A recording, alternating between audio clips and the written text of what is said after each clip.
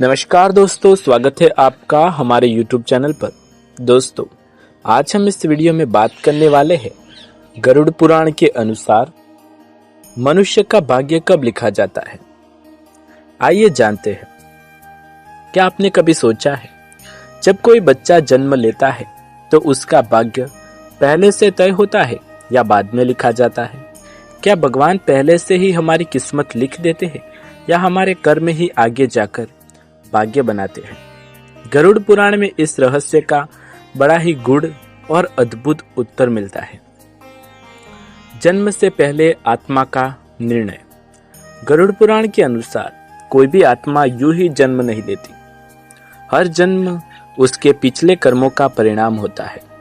जब किसी आत्मा को नया शरीर मिलने का समय आता है तो यमलोक में एक नए कर्म पत्र तैयार किया जाता है। इस कर्म पत्र में उस आत्मा के पिछले जन्मों के पाप पुण्य, अधूरे कर्म और इच्छाएं दर्ज होती है। उसी के आधार पर तय किया जाता है कि आत्मा किस घर में जन्म लेगी, कौन माता पिता होंगे और उसका जीवन कैसा रहेगा। पूर्वकृत कर्म जन्मेय फलप्रद। पिछले जन्म में कर्म ही अगले जन्म में फल देते हैं। भाग्य कब लिखा जाता है? गरुड़ पुराण के अनुसार मनुष्य का भाग्य गर्भ में प्रवेश करने के क्षण से पहले लिखा जाता है। जब आत्मा नए जीवन में प्रवेश करने वाले होती है, तब चित्रगुप्त अपने दूतों के साथ उस आत्मा के कर्मों का पूरा लेखा जोखा तैयार करते हैं। फिर वे भगवान यम को प्रस्तुत करते हैं और यमराज स्वयं उस आत्मा के जीवन का भाग्य लेख अनुमोदित करते हैं। ये वही समय होता है जब तय हो जाता है उसके जीवन की उम्र कितनी होगी, कौन से सुख दुख उसे मिलेंगे, कब उसका जीवन समाप्त होगा। चित्रगुप्त लेख्यन्ते कर्माणि जंतो सकलानियम। चित्रगुप्त हर जीव के कर्मों को लिखते हैं। आत्मा का गर्भ में प्रवेश। जब आत्मा नया जीव पाने के लिए चुनी जाती है, तब उसे देवदूत लेकर माता के गर्भ में प्रवेश करते हैं। गरुड़ पुराण में बताया गया है, गर्भ में प्रवेश करते समय आत्मा अपने पिछले जन्मों को जानती है, परंतु जन्म लेने के साथ ही उसे सब भूलना पड़ता है। गर्भे स्थितो मनुष्य पूर्व जन्म स्मृति युक्त। गर्भ में आत्मा को अपने पिछले जन्मों की याद रहती है, पर जब वो जन्म लेती है, माया का आवरण उसकी स्मृति को ढक देता है और वहीं से उसकी एक नई यात्रा शुरू हो जाती है। क्या भाग्य बदला जा सकता है? गरुड़ पुराण का कहना है, भाग्य स्थिर नहीं होता, उसे कर्म और भक्ति से बदला जा सकता है। यमराज स्वयं गरुड़ से कहते हैं, कर्मोत्तर भवेत देव। कर्म ही भाग्य से बड़ा है। अर्थात जो मनुष्य अपने कर्मों से स्वयं को सुधारता है, ईश्वर में श्रद्धा रखता है, वह अपने पूर्व जन्म के दोषों को भी मिटा सकता है। इसलिए कहा गया है, कर्म बदलो तो किस्मत बदलती है। अच्छे और बुरे कर्मों की गणना कैसे होती है? गरुड़ पुराण में चित्रगुप्त का बड़ा ही सुंदर वर्णन है। वे हर आत्मा के जीवन का एक कर्म पत्र रखते हैं। जब हम कोई अच्छा काम करते हैं, दया, दान, भक्ति, सेवा, तो यह पुण्य के रूप में लिखा जाता है। और जब हम पाप, छल या अन्याय करते हैं तो वो ऋणात्मक कर्म के रूप में दर्ज होता है। जीवन के अंत में यही कर्म हमारा अगला भाग्य तय करते हैं। यथा कर्म तथा भाग्य। जैसा कर्म होगा वैसा ही भाग्य होगा। जन्म के समय ग्रहों का प्रभाव क्यों होता है? आपने देखा होगा कि जब किसी बच्चे का जन्म होता है तो ज्योतिषी उसकी कुंडली बनाते हैं। गरुड़ पुराण के अनुसार यह कोई अंधविश्वास ही नहीं बल्कि देवीय गणना है। जिस क्षण आत्मा गर्भ से बाहर आती है, आकाशीय ग्रहों की स्थिति उस आत्मा के भाग्य के अनुसार होती है। अर्थात ग्रह स्वयं ईश्वर की व्यवस्था है, जो आत्मा के कर्मों के अनुसार उसकी जीवन रेखा निर्धारित करते रहते हैं। भक्ति से भाग्य कैसे बदलता है? गरुड़ पुराण में कहा गया है कि भक्ति सबसे महान कर्म है। भक्तया तृष्यति केशव। केवल भक्ति से भगवान प्रसन्न होते हैं। जब कोई मनुष्य सच्चे मन से भगवान विष्णु की भक्ति करता है तो उसका भाग्य धीरे धीरे उज्जवल होता जाता है। भक्ति मनुष्य के पिछले पापों को जलाकर नई राह बनाती है, जहाँ कर्म, ईमानदारी और श्रद्धा साथ चलती है। भाग्य और मृत्यु का समय। गरुड़ पुराण में स्पष्ट कहा गया है कि मनुष्य की मृत्यु का समय भी भाग्य में लिखा होता है, परंतु यदि कोई व्यक्ति अत्यधिक पुण्य कर ले तो भगवान विष्णु स्वयं यमदूतों को आदेश देकर उसका कुछ समय तक जीवन बढ़ा सकते हैं। यह तभी संभव है जब उसका जीवन दूसरों के कल्याण के लिए हो। गर्भ के भीतर आत्मा की प्रार्थना। गरुड़ पुराण के एक अध्याय में बताया गया है कि गर्भ में स्थित आत्मा भगवान से प्रार्थना करती है, हे विष्णु, यदि तू मुझे इस जन्म में फिर से जन्म दे रहा है तो ऐसा जीवन देना जिसमें मैं केवल तेरा नाम जप सकूं। परंतु जब आत्मा जन्म लेती है तो सांसारिक माया उसे सब बुला देती है।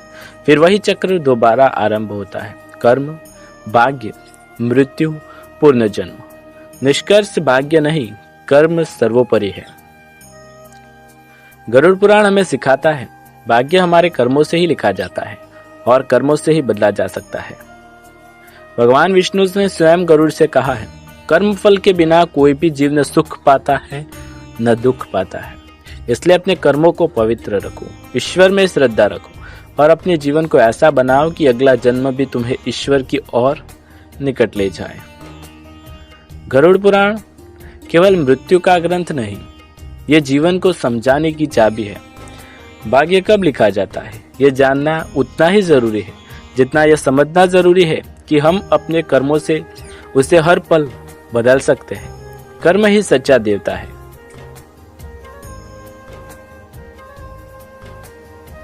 क्या आपने कभी सोचा है जब बच्चा जन्म लेता है तो सबसे पहले रोता क्यों है? क्या यह केवल शरीर में सांस भरने की प्रक्रिया है या इसके पीछे कोई आध्यात्मिक रहस्य छिपा है? गरुड़ पुराण इस रहस्य के बहुत ही गहराई से समझाता है, क्योंकि ये रोना सिर्फ एक आवाज नहीं बल्कि आत्मा की वेदना और स्मृति का प्रतीक है। गरुड़ पुराण के अनुसार हर आत्मा अपने पिछले जन्मों के कर्मों के आधार पर नया शरीर प्राप्त करती है। जब आत्मा गर्भ में प्रवेश करती है तब वह अपने सारे पूर्व जन्मों की घटनाओं को स्पष्ट रूप से जानती है।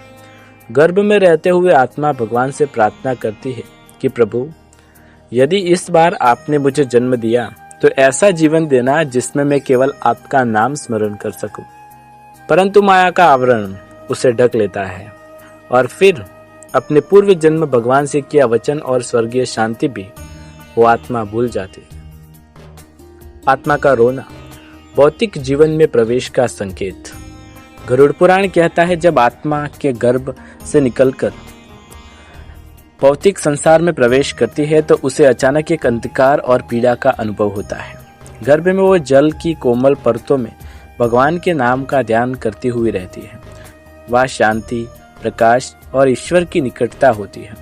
लेकिन जन्म लेते ही वह इस संसार को कोलाहल, ठंड, शोर और मोह में आ जाती है।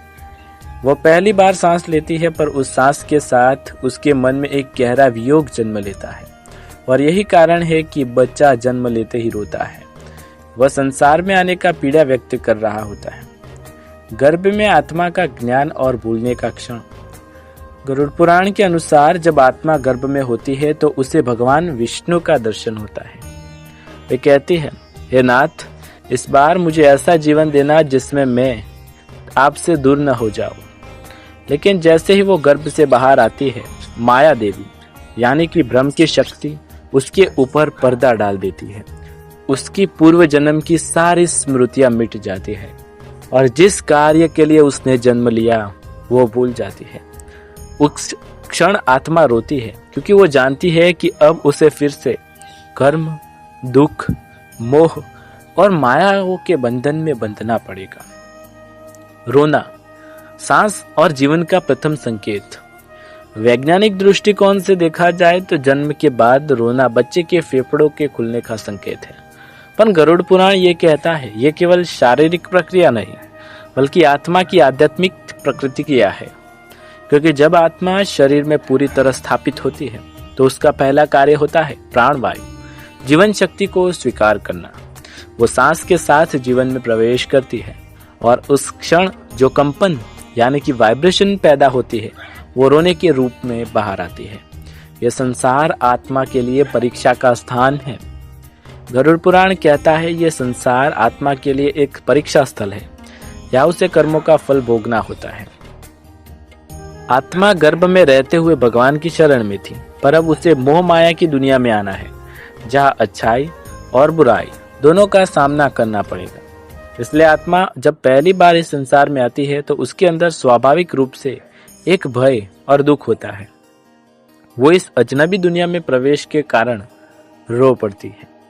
रोने का अत्यधिक अर्थ क्या है, आइए जानते हैं। गरुड़ पुराण में कहा गया है, जन्म काले रुदत्वे जीव कर्मवश्य गतः। जन्म के समय जीव अपने कर्मों के बंधन के कारण भी रोता है।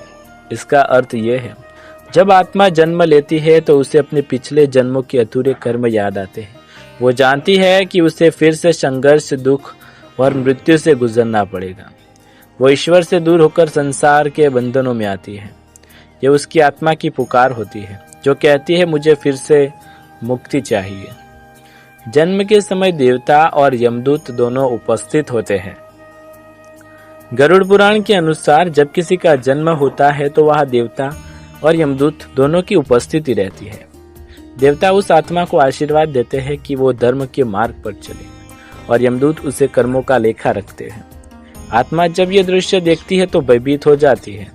उसे समझ आता है कि यह संसार कर्म और फल का स्थान है। यही भय उसके पहले रोने का कारण बन जाती है। आत्मा की पुकार ही पहला रोना है। गरुड़ पुराण हमें सिखाता है, बच्चे का पहला रोना केवल शरीर का संकेत नहीं, बल्कि आत्मा की पहली पुकार है। लेकिन जैसे जैसे वो बड़ा होता है, वो संसार में खो जाता है, और वही पुकार फिर कहीं गुम हो जाती है। जीवन का संदेश। गरुड़ पुराण कहता है, जन्म लेना ही सबसे बड़ा अवसर है। यह आत्मा की सुधार और मुक्ति का द्वार है। इसलिए जब हम किसी नवजात को देखते हैं तो उसको केवल एक नया जीवित नहीं, बल्कि एक नई आत्मा की यात्रा के रूप में देखें। हर जन्म ईश्वर का वरदान है, जहां आत्मा को फिर से मौका मिलता है अपने कर्म सुधारने का और ईश्वर से जुड़ने का। तो अगली बार जब आप किसी नवजात को रोते सुने तो समझिए, यह केवल एक बच्चा नहीं, बल्कि एक आत्मा है जो स्वर्ग से धरती पर आई है और इस जीवन की नई कहानी शुरू कर रही है। गरुड़ पुराण हमें याद दिलाता है, जन्म एक वरदान है और रोना आत्मा की सच्चाई। ओम नमो भगवते वासुदेवाय नमः। दर्शकों, आपको हमारी ये वीडियो पसंद आए तो वीडियो को लाइक, शेयर, कमेंट करें। चैनल पर नए हैं तो चैनल को सब्सक्राइब करके बेल आइकन जरूर दबाएं। ऐसी ही ज्ञानवर्धक वीडियो देखने के लिए हमारे साथ जुड़े रहें। दोस्तों, आप हमें कमेंट बॉक्स में बता सकते हैं यदि आपको किसी अन्य विषय पर ऐसे ही और रोचक जानकारी प्राप्त करनी है तो कमेंट बॉक्स में हरि ओम नारायण, ओम नमो भगवते वासुदेवाय नमः मंत्र अवश्य लिखें। धन्यवाद।